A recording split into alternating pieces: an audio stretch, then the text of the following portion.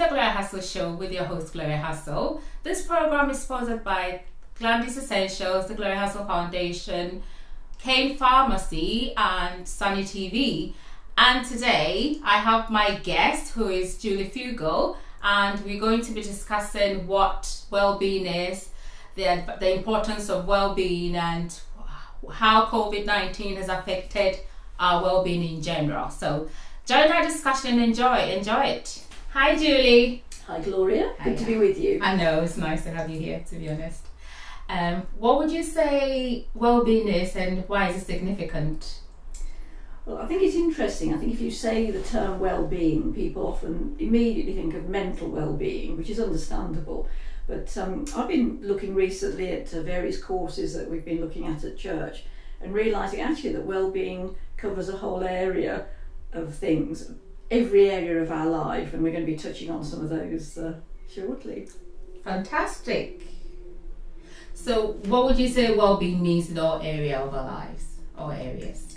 Well, perhaps starting off with mental well-being, because I think that is what often people think. I think I would say first of all that there are times in our lives when perhaps we actually need professional help, and we may need counselling, we might need medication. So I would just preface anything I say with the fact that this is really talking about the average person in daily life, but obviously there are times when we might actually need professional help. So I just say that as a rider to anything that I say. But thinking of mental well-being, psychologists have realised that people either have a fixed mindset or what's called a growth mindset. And we're more likely to have problems if we have a very fixed mindset, and that's usually quite negative. It's when we believe this is how I am, this is how I will always be, nothing can change, and that's problematic. And it's good if we can develop what's called a growth mindset, and that's linked in hope, that actually things aren't very good, but there's a way out of this. I can do things can change. And just because I feel like this now is not necessarily how I will always be. So I think mentally that's an important thing to think. Am I a bit negative? Do I tend to have a fixed view of things? Or am I open to change and to growth? And that is a really positive thing. Simple things that we can do. A lot of us can worry about things that really we don't need to worry about or can't do anything about. And a tip that I heard is to write 2 lists. A list of the things that you can do something about, that you have control over, and then a list of the things that you've actually got no control over, and that sort of helps to put things in perspective. And there's not a lot of value in wasting time lying awake at night about things that we are not in our control. So that's perhaps one tip, and maybe quite a surprising one. I think if our mental well-being is not very good, we can actually become quite self-centered and inward-looking. And if we actually look to help others, whether it's volunteering or whether it's just looking out to see how a friend is, just by looking out from ourselves, we can actually start to feel better than when we're just looking inward the whole time. So that's quite helpful, I think. And something that I found during COVID actually is I think we really need to put in our diary little treats, and I think if we're a bit depressed or a bit down, then we can end up just going to work, coming home, sleeping, going to work, come home, sleeping, and there's no fun in life actually. Yeah. And I think perhaps last year with COVID I got a little bit like that.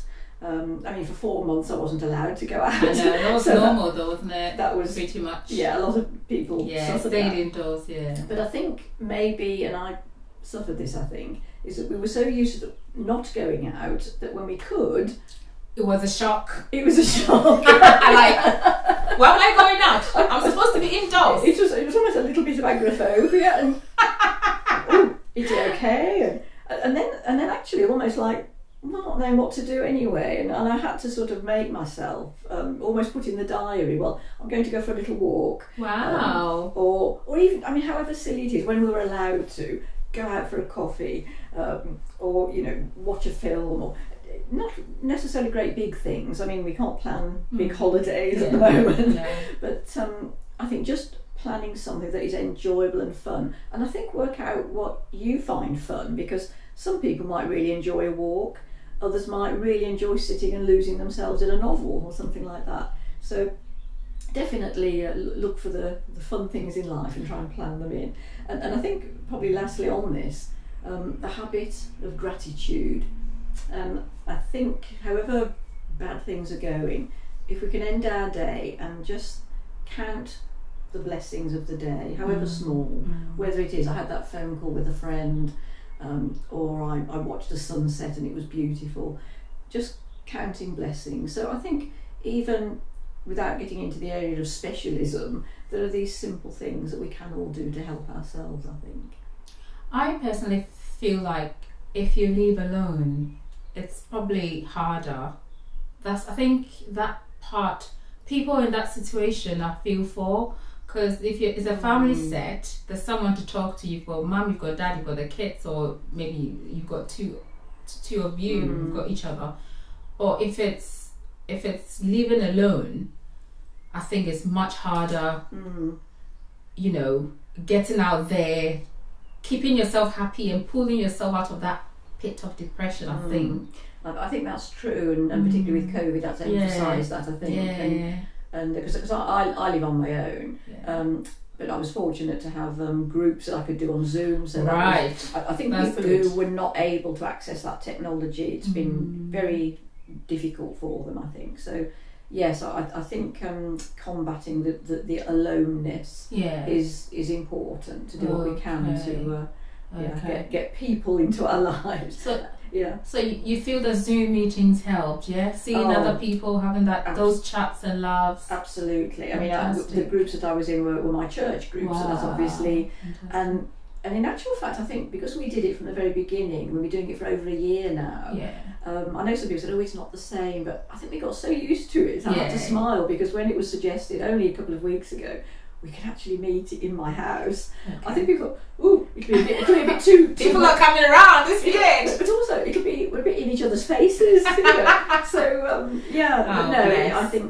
I think for people who I felt a bit frustrated with people who had the technology but are just like, "Oh, I don't like seeing myself on the screen." I think, well, just get over it. But some people would still come on Zoom, but then they would not have their photo. You could do that. You can do that. I think that's a bit weird. You just hear the voice and you can't see it. But yeah, no, that is. Yeah, technology has helped, I think, definitely. So I want us to discuss the types of well-being. Yeah. Do you want me to pick out another one? Yes. I think physical is something, and I think particularly, I don't know whether Christians maybe we think about our spiritual well-being and our bodies, well, they don't really matter so much, and I think that's very wrong actually, because our bodies are a gift of God. He gave them to us. We believe that we are the temple of the Holy Spirit, and so it's only right that we should look after our bodies and our physical health very much, and not neglect that. I think actually it's I think for Christians to neglect their bodies is not a good thing, and these things connect, because I think our mental health, we can do all these things that I was saying earlier for our mental well-being, but if we're neglecting our physical health, it's not really going to help, really. So Julie, when you're talking about physical well-being and physical health, I'm looking at the side of maybe looking after yourself in the sense where you're eating well, you're working out, you're keeping yourself clean. Is that all part of that? It is sort of basic stuff. And actually we were talking about this in our church group. And the one that created a lot of interest was sleep. There's a lot of people who sleep badly. They have a lot of things on their mind and this sort of thing. And what was interesting, everybody was sharing their own tips. And some people did go away, and the week later they came back to, "Do you know, I tried that and it worked." But I think sometimes people don't help themselves. I know people who say they sleep really badly, but I know for a fact that I'll see them on Facebook at 2:00 in the morning. I'm guilty of that crime. But it is a fact that you should abstain from screens for an hour before you tend to go to sleep. And I'm as bad as anybody else, but I have to say that the times when I do keep looking at my screen and then just try to go to sleep, I won't, it's that switch it off at least an hour before. Okay. That really helps. And things like, lavender scents, things that you can get. Lavender is very good for sleeping. I mean, these are very sort of practical things. Exercising is good for sleep, but don't exercise just before you go to bed. It keeps you too active. You're too pumped up, really. Things that people don't always realise, caffeine takes 8 hours to get out of your system. So it isn't just avoid caffeine in the evening. I mean, I tend to not have caffeine after midday actually, but that's just me really.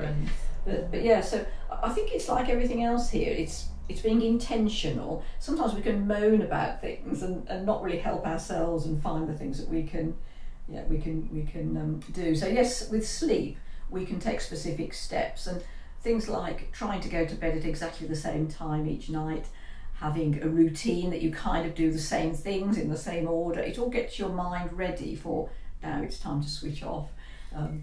Do you think it's practical to go to bed at the same time every night? Well, Julie? Ideally, I mean, I know people who work, yes, it's but I think a time that suits you, obviously, but I think on balance, I think our mind and bodies get used to a routine. Okay, that's true. And they do say, I know some people say, oh, I'm a night owl and I don't go to sleep until 1 o'clock in the morning. I mean, there is this thing called a circadian rhythm, that all human beings have a certain rhythm. Yeah. So there'll be variations in that, but I think if we can... I think it's making that effort. Yes. Yeah. And being disciplined as well. I think even if it's work. I think we have a job that means that we're working at home until midnight or whatever, but then I have to say that there's something wrong with the job. But that's but exercise we can talk about. I mean, you said work out. Anyone who says to me work out, no, I don't work out. You might work out, Gloria, but I don't work out.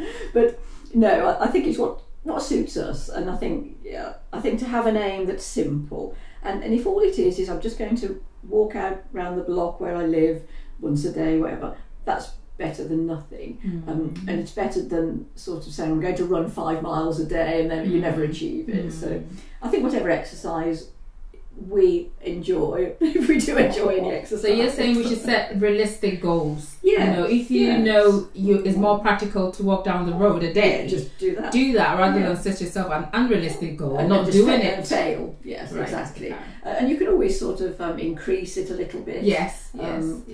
Certainly. And I mean, you've got things like the people who want to dance, and you've got the kind of dance. Yes, that's a good one actually. I have to confess, I haven't used this yet, but years ago I bought a DVD called Gospel Aerobics. Yeah. Ooh.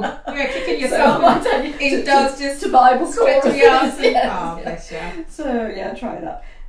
Dieting, obviously. Well, not dieting, but our diet is obviously important. And I actually do think that eating can be a spiritual issue. It's not so much as God cares about our weight, but I'm sure that God does care about, are we using too much of the earth's resources? Are we being greedy? Those are sort of spiritual issues. So I think sometimes we need to examine ourselves and just thinking, have I got a healthy attitude to food and eating? We can celebrate with food. The Bible's full of celebrations with food, and that's brilliant. But are we overdoing it? Are we damaging our health in how we're eating, really? So yes, I think so you're saying what we eat is important. Yes, I think eat well, literally. Yes, I think eat well, definitely, and I think that's got to help our physical health, and that in turn helps our mental health. Of course. Fantastic. Yes, certainly. Fantastic. So we have mental, got physical, and then we've got emotional health, which can sort of feel a bit similar to mental health, but it is slightly different. And I was thinking, what does it look like if your emotional health isn't good? And maybe little triggers that we can look at ourselves. I think analysing ourselves is a good thing. How do we react to things? And I think perhaps if we react a little bit over the top to something, overreact. Yeah, we think actually that wasn't really them.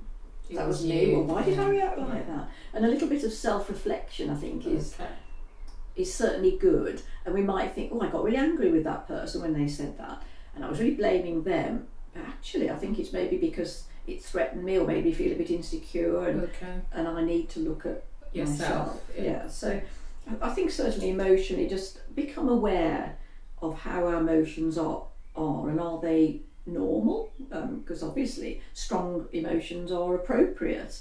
You know, if we're bereaved or something really bad has happened, it's perfectly natural to be upset or angry or whatever. But it's when they're not normal, it's when they're, you know, a bit over the top, that we know there's something not right. So Julie, quickly, so if you feel that maybe you've overreacted, do you think it's always worth going back, or do you think you just need to learn from that? When I say going back, do you need to reach out to the person always, or in some cases, or just move on, learn from that lesson? I think it would depend. If you, in all honesty, you think they were probably a little bit hurt at that, or maybe they were just a bit confused, and it doesn't hurt just to say, sorry, I overreacted. And actually that can make us feel as well better. They feel better, but we feel we've made it right. Yes. So but yeah, sometimes it might, you know, if it's not about a person, it might be we've, you know, burst into tears all on our own, and you know, just move on. And, yeah, but forgive yourself and move on. Yeah, but just be aware that there could be reasons why. And I think some of the things I mentioned earlier too with mental health, things like a habit of thanksgiving and being thankful for things, that can just help keep our emotions, you know, a little bit at bay. And all these things connect. So if you're doing something that you enjoy, then emotions of anxiety or whatever can reduce. I mean, I enjoy painting, and I can lose. I know that. But it's one thing. If I go for a walk, sometimes I'm still thinking. You're great, though. So but doing a painting, I totally lose myself and I forget all about it. You get lost in the moment. Yeah, you get lost in the moment. And other people, it might be music, or it could be walking or whatever. But I must say, you're very good with the painting, though, honestly. You're fantastic. Well, it's good therapy, if nothing else. I probably should start, you know, my hands at it, try my hands at it. Well, yes, and try new things. To be honest, I see your paintings on Facebook, I'm like, wow, this is so weird. I'm thinking, maybe I should try this. I keep saying to myself, I feel like I can do it. Yes, I think that's right, and I think that's the growth mindset that I mentioned before, isn't it? Okay. It's not, oh, I could never do that. It's thinking, yeah, I could maybe have a go at that. I think that'd be great, but it'll be enjoyable, and it'll be stretching my boundaries a little bit. So yes, absolutely, why not? Okay. So yeah, yes, I think the emotional side does link in with these other things. This is our time has passed for this session. This program is sponsored by Glandis Essentials, the Gloria Hassall Foundation, Kane Pharmacy, and Sunny TV. Join us next week, and take care, look after yourself, and have a good week. Bye. Gloria Hassall Show comes your way every Saturday, 7 p.m. on Sunny TV, with your host, Gloria Hassall, to break down the importance of addressing and discussing issues like current affairs, marriage, culture, economy, health, wealth, and education on Gloria Hassall Show, 7 p.m. every Saturday on Sunny TV.